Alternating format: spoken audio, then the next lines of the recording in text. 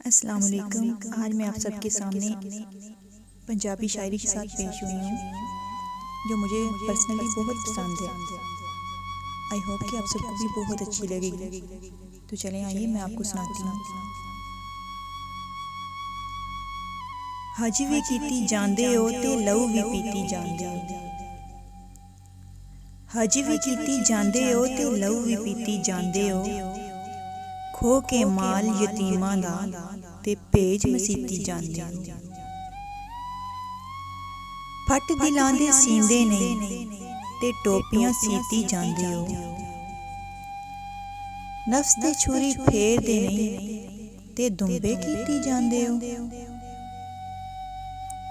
फर्ज भुलाई बैठे हो ते नफलां नीती जांदे हो।